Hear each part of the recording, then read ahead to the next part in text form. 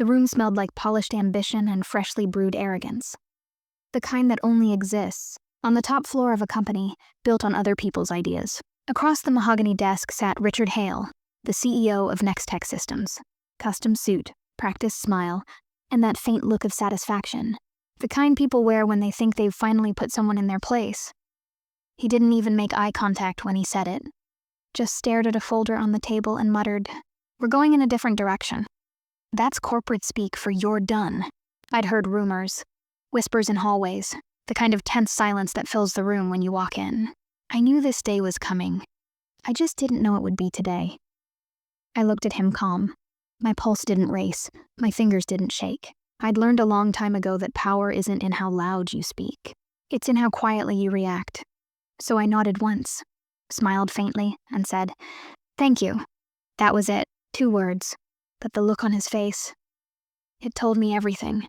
He expected tears, anger, bargaining, not gratitude. He had no idea what that simple thank you really meant. Because what he didn't know was that for the last 18 months, I'd been building something inside, Nextech, something far bigger than any of them realized. A system so advanced, it could change the way data interacted across industries. A framework capable of rewriting how technology thought. They called it Project Helix. I called it my life's work. And as of that moment, it was no longer his to own. I walked out of that office slowly, each step echoing across the glass corridor.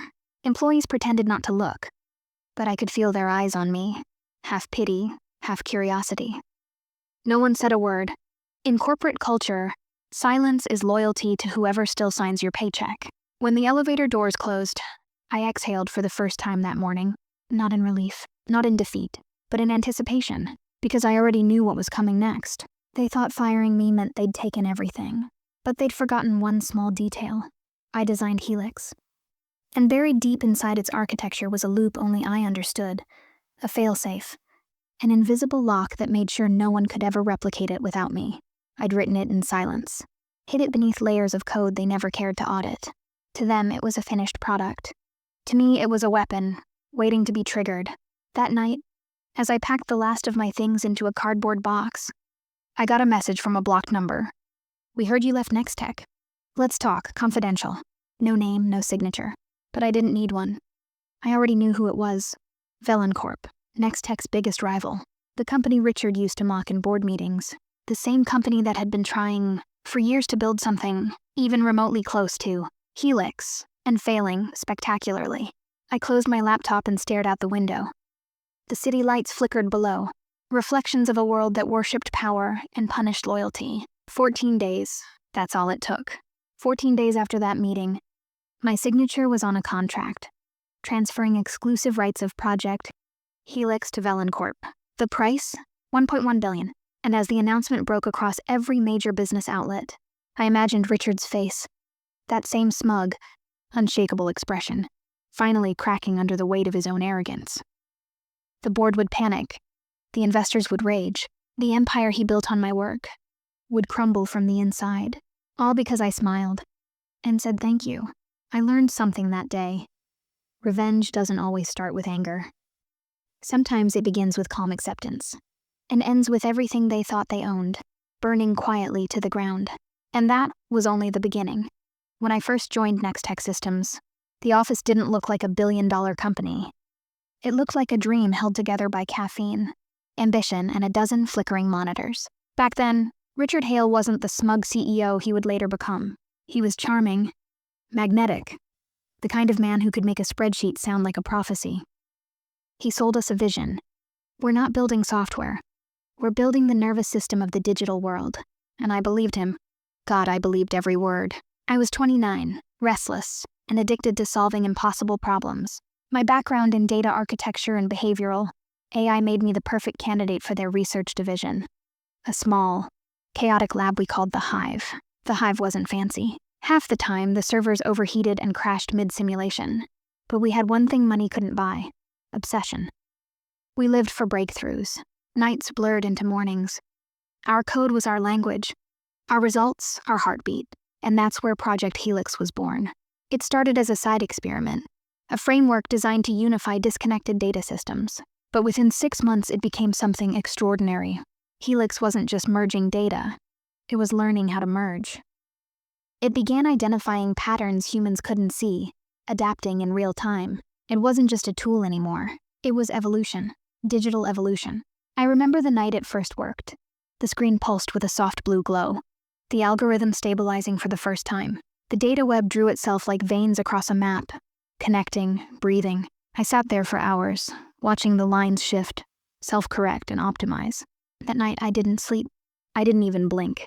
Because in that moment, I knew what Helix could become. I walked into Richard's office the next morning, a notebook full of diagrams in my hand. He looked at me like a man who had already won. When I told him what Helix could do, he leaned back, smiled slowly, and said, "You just handed us our golden ticket." He wasn't wrong. Within weeks, the company shifted its entire roadmap around my prototype. Investors poured in. Journalists called us the next big disruptor. Richard started wearing better suits. He stopped calling me kid. And suddenly, I wasn't just an employee. I was the mind behind Helix.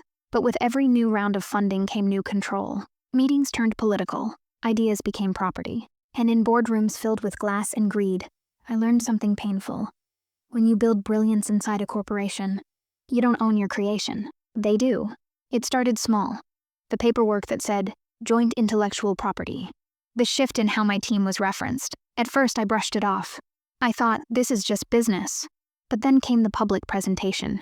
The big reveal. It was a corporate event in San Francisco. Banners everywhere. Press cameras flashing. Richard took the stage, the crowd buzzing with curiosity. And there it was, right on the massive LED screen behind him. Project Helix. A vision by Nextech Systems. No mention of me, not one. He spoke for 45 minutes, explaining the architecture I'd built, the breakthroughs I'd sweated over, the code I'd bled for, and never once used my name. I remember sitting in the audience, frozen, my hands clenched around the edges of my chair so tightly my knuckles went white. People around me were applauding, whispering things like, genius, revolutionary. And the entire time I felt invisible. Later that night, I confronted him in his office. I didn't yell. I didn't demand credit. I just asked why. He smiled that politician's smile and said, "You're part of something bigger. You should be proud." Proud. That word cut deeper than an insult. Because I realized right then it wasn't about pride. It was about control. They wanted the brilliance, not the person who created it. From that moment on, I stopped being naive. I started saving copies of everything. Code, logs, architecture blueprints. I began embedding invisible trails. Pieces of my digital fingerprint buried deep in Helix's framework. Not because I planned revenge, not yet, but because somewhere inside, I knew this company would betray me, and I needed to be ready. I just didn't know how soon that betrayal would come, or how perfectly I'd use their own greed against them. The first signs came quietly. They always do. At first, it was just a small change in the access logs. My credentials, the same ones I'd used since day one, suddenly flagged restricted. Then my internal permissions started vanishing one by one. A few directories I'd built myself now required executive authorization. When I asked IT what was happening, they gave me the same rehearsed smile I'd seen 100 times. Oh, it's just an internal restructure. Nothing personal. But I could see the fear behind their eyes. They knew something I didn't. Within days, the Hive, my lab, was sealed off under new leadership. A man named Evan Grant, a recent hire with an MBA and zero technical knowledge, was suddenly managing my project. He called it streamlining operations. I called it corporate colonization. I sat through meeting after meeting, watching my work being dissected, rewritten, repackaged, and every time I spoke, Richard's tone grew colder. The same man who once toasted me with champagne after every Helix milestone now wouldn't meet my eyes. Something had shifted. I wasn't just an asset anymore. I was a threat, a liability with too much knowledge and too little loyalty. Then came the audit. It was disguised as a compliance review, but it was really an extraction. They wanted my local backups, my access keys, my design notes. They wanted everything. That's when I realized they were preparing to cut me out completely. One evening, I stayed late in the office. The hallways were empty, the hum of the servers filling the silence like a pulse. I accessed the internal project log and traced the new commits. Evan had been merging modified versions of my architecture, stripping out my digital watermark, replacing my identifiers with Nextech property. They weren't just taking Helix, they were rewriting history to erase me from it. When I confronted Richard, his response was surgical, clean, cold, and final. He didn't even deny it. He said, "This isn't personal. It's about scalability. Investors need stability, and you're too unpredictable." Unpredictable. That was his way of saying you don't play politics. I remember standing there in that office, the same office where I'd once stood trembling with excitement, pitching Helix for the first time. Now I felt nothing but disgust. The walls that had echoed with innovation now reeked of manipulation. But here's what Richard didn't know.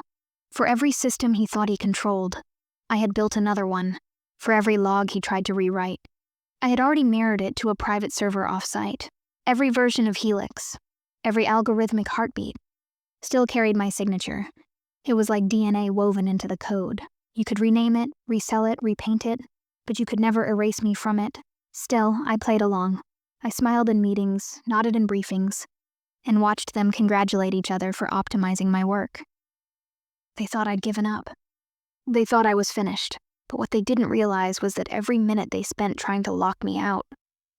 I was quietly building my way back in. Behind the company's firewall, there was a buried access gate, a low-level protocol left over from the earliest versions of Helix. It wasn't visible to anyone who hadn't built the original core, and that meant no one but me. It was my private door.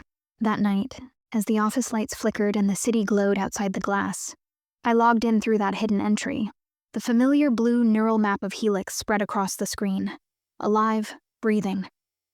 I typed one command. A single pulse of code ran through the system, invisible to everyone else. Lock initialized. Ownership key transferred.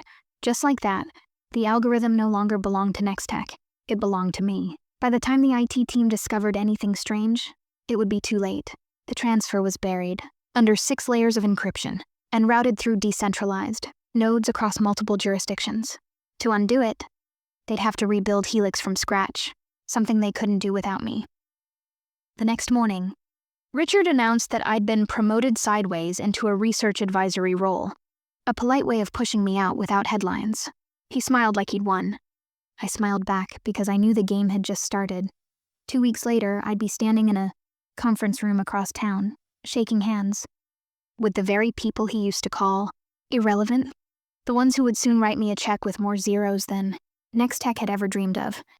But before that moment of victory, there was one final humiliation waiting, one I had to endure in silence before the revenge began, and it happened the day they fired me. The morning it happened, the office felt too calm, like the air itself had been warned before I was. I remember walking through the lobby. Everything looked normal. The receptionist smiled the same empty smile. The coffee smelled the same. The chatter in the break room hummed at the same polite pitch. But beneath it all, something was off. A stillness, heavy, rehearsed. When my calendar notification buzzed, meeting with CEO, 10:30 a.m., I knew. It wasn't a meeting. It was an execution. I walked into Richard's office and immediately saw the folder. A single manila folder on the table, face down, perfectly aligned with the edge. Corporate assassinations always start with paper. He didn't even pretend to be nervous. He just gestured to the chair across from him and began his speech. Polished, emotionless, every word designed to sound like strategy instead of betrayal. We've been reviewing our structure. Investors believe the R&D division has become too dependent on individual leadership. Translation: you've made yourself too valuable to control. We need to move in a new direction. Translation: we're stealing your work and pretending it's our idea. He kept talking about realignment, public image, team cohesion, until I stopped hearing him. I watched the reflection of the city in the glass wall behind him instead. Each tower stood taller than the next, gleaming in the sun like it knew secrets no one else did. When he finally paused, I looked him dead in the eyes and said quietly, "You're firing me." He hesitated, then smiled. That corporate half-smile that belongs to people who think power makes them untouchable. This isn't personal, Emily, it's just business. Not personal. They always say that right before they stab you in the back. He slid the folder across the table. Inside was a release agreement. Severance package, NDA, a non-compete clause designed to trap me for 2 years. Every line dripped with the arrogance of someone who assumed I'd sign it without reading, but I didn't touch it. I just stared at the page until the letters blurred. My pulse slowing, my mind strangely calm. The room was silent for what felt like hours. Then I did something he didn't expect. I smiled. And I said, "Thank you." 2 words, polite, measured, meaningless to him. But to me, they were the beginning of something far greater. He blinked, thrown off by the lack of emotion. He'd prepared for tears, outrage, negotiation, not serenity. That unsettled him. I stood, adjusted my jacket, and added softly, "You'll understand one day?" He chuckled, the kind of laugh people use when they think they've already won. I doubt it. I turned and walked out, leaving the folder untouched. The hallway outside was empty. My heels echoed against the marble floor, slow, deliberate, the rhythm of finality. Every face I passed looked away, pretending not to notice. That's how corporate betrayal works. Silent witnesses everywhere, but not a single voice that dares to speak. When the elevator doors closed, I saw my reflection in the mirrored panel. Tired eyes, clenched jaw, but behind them, something new. Not anger, not grief, clarity. By the time the doors opened to the ground floor, my mind had already begun building the blueprint of what would come next. I drove home in silence. Didn't answer messages, didn't rant, didn't cry. I sat in my apartment, surrounded by half-packed boxes and unfinished ideas, and pulled my laptop closer. There it was, the familiar blue interface of Helix glowing softly in the dark. The only thing they hadn't been able to take from me. I opened a private channel, one they didn't know existed, a mirror node linked to my off-site storage. The Helix network pulsed once, alive, waiting. That's when I typed the first message, not to Richard, not to Nextech, but to the one company he feared the most. Velon Corp. Project Helix, proprietary framework, adaptive data architecture, ready for deployment. Let's talk. I hit send. It was reckless. It was dangerous. And it was the most liberating moment of my life. I leaned back in my chair, the city lights flickering through the blinds, and smiled again. This time not out of politeness, but satisfaction. They had taken everything from me, the title, the credit, the future I'd built. But what they didn't understand was that firing me didn't end my story. It set it free. In that quiet apartment, I made myself one promise. If they wanted to play business, I'd show them what business really looked like. And by the time I was done, Richard Hale wouldn't just lose his company. He'd lose the illusion that he ever controlled me. Velen's reply came faster than I expected.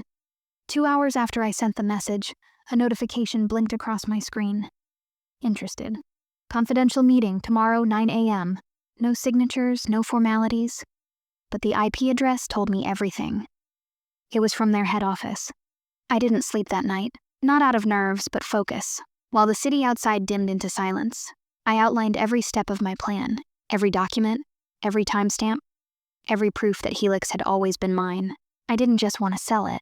I wanted to make sure that when the truth surfaced, Nextech couldn't spin the narrative. The next morning, I walked into Velon's headquarters with a single encrypted drive. No entourage, no lawyer, just me and the work that had cost me 3 years of my life. They took me into a glass conference room that overlooked the skyline. At the far end of the table sat Evelyn Cross, Velon's chief strategy officer, sharp, poised, the kind of woman who didn't waste time with pleasantries. She gestured toward the chair across from her. "We've been trying to replicate Helix for years," she said. "And you're telling me you have the full architecture?" I met her gaze. Not just the architecture, the soul.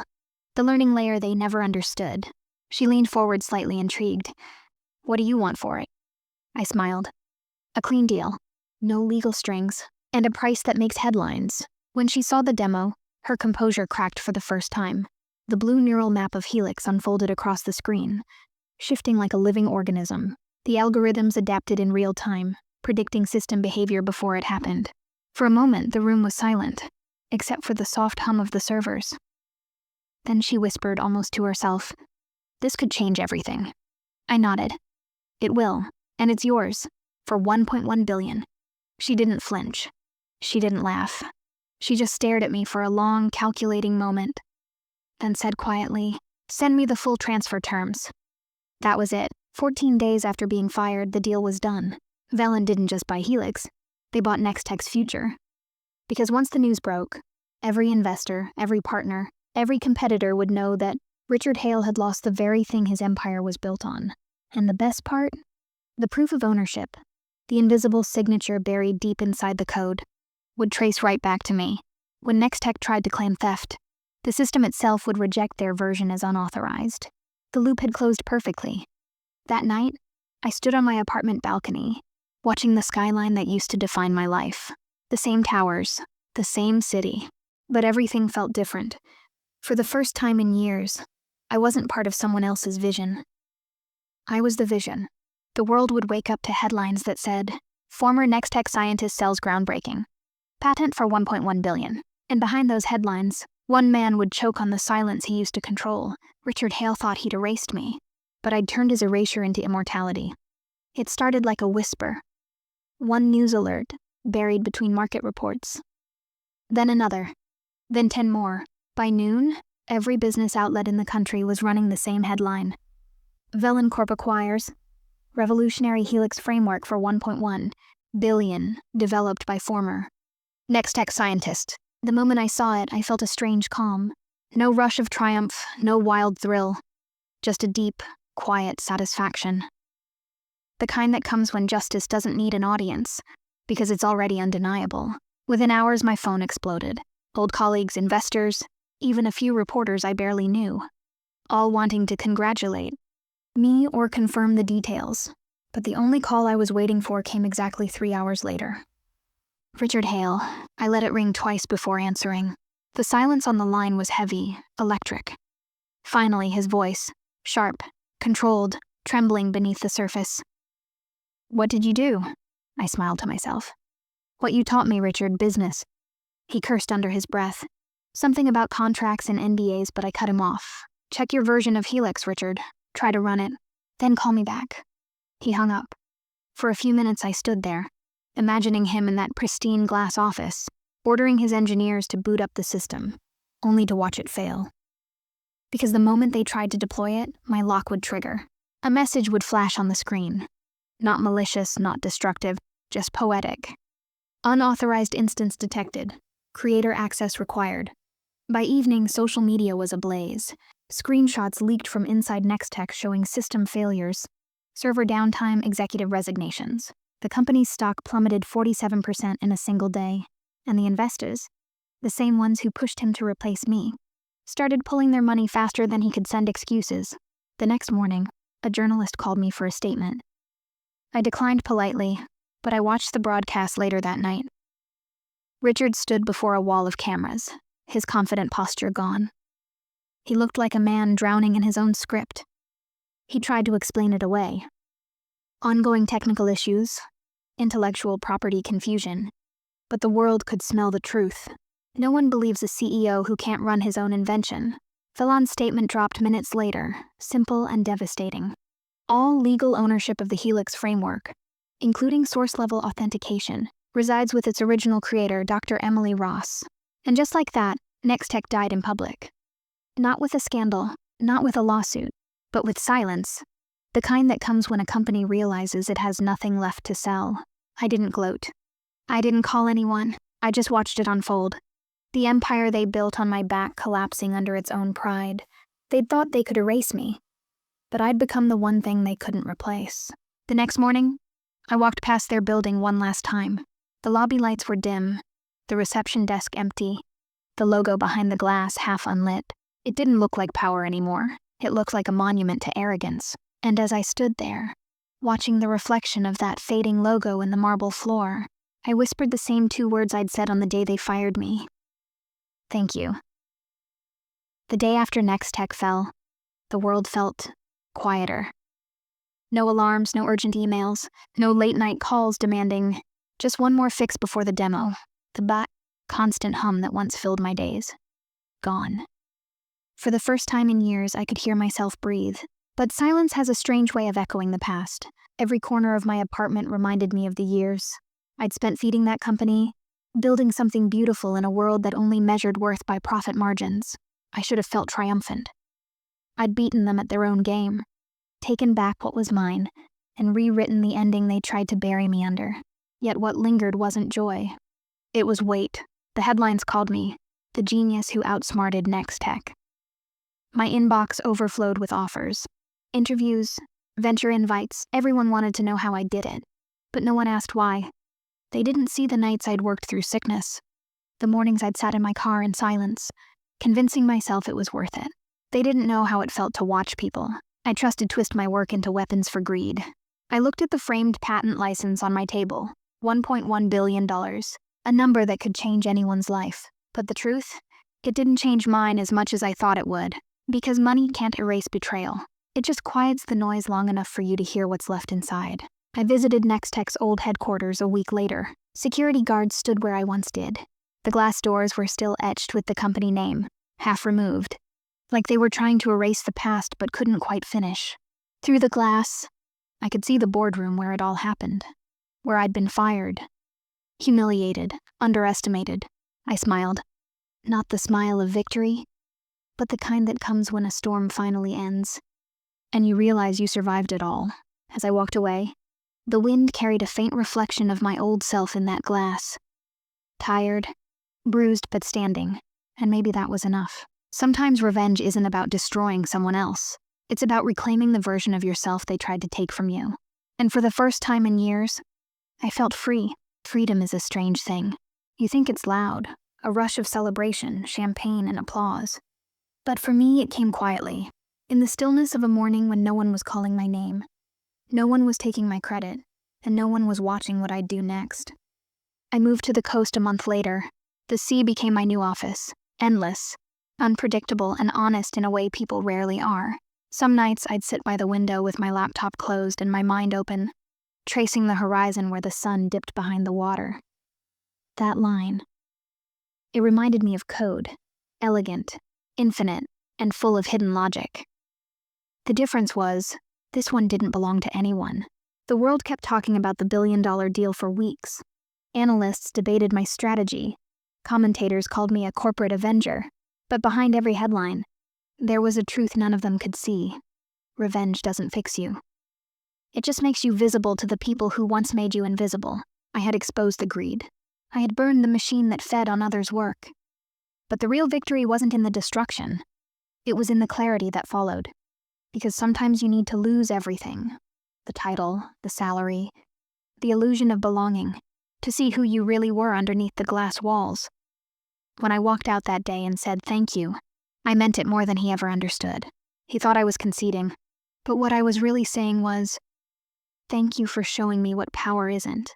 Power isn't sitting in a corner office or signing other people's futures away. It's knowing what you built, what you survived, and what you'll never let anyone take again. Project Helix lives on, just not where they expected. I've since used it to develop smaller systems, tools meant for transparency, not manipulation. I've watched them grow in hospitals, schools, even humanitarian projects. It's strange how the same code that once served greed now fuels good. Sometimes destruction is just the first step of creation. And if you ask me whether I'd do it all again, the fight, the silence, the revenge, I'd say yes. Not for the billion, not for the headlines, but for the peace that came when I finally saw my name next to my own work. And no one else's. I learned that revenge isn't the opposite of justice. It's the language justice speaks when the system goes silent. And when you finally get your voice back, it doesn't shout. It simply whispers, never again. This is Revenge Untold, where the powerful fall, the forgotten rise, and every story finds its reckoning. Don't forget to subscribe.